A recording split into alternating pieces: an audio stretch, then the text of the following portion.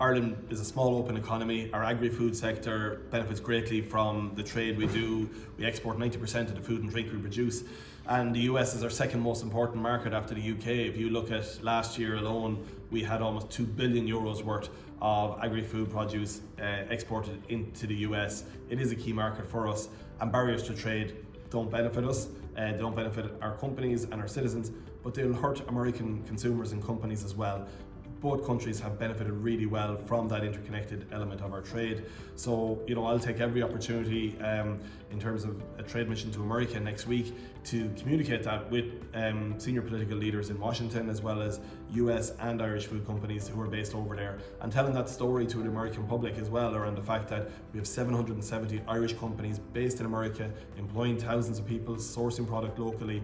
This isn't a one-way street. There is mutually beneficial trade there, and the introduction of tariffs can hurt on both sides. We also use the opportunity across government to engage with our European counterparts, because ultimately trade is an EU competence, and the response coming from Europe needs to be informed of the impact on countries like Ireland and every other member state. But we recognise that the EU does need to respond, and for negotiations and ongoing dialogue to happen, we need to be able to do that from a position of strength. President von der Leyen has made a statement early this morning, and the next steps will be maybe in the coming days the publication of a list of potential countermeasures that will be the basis then for ongoing discussions.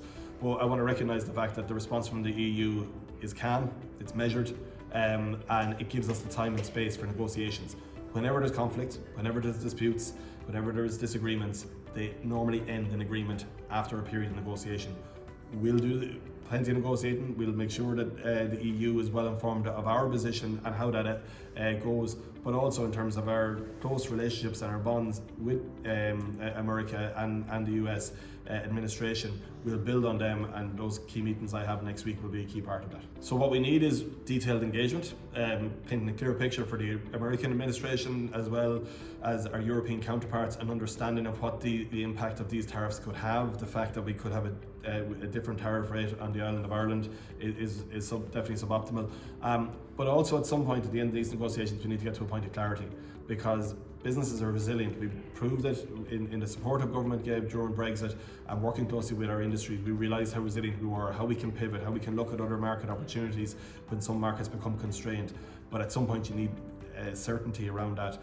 The uncertainty of the last number of months has been really difficult for our Irish food companies and for Irish industry in general. So ultimately the interventions we have here is to get to a point of certainty. We want as least barriers to trade as possible with the US, but to get to a point where we know where we stand and that we can then plan accordingly from there.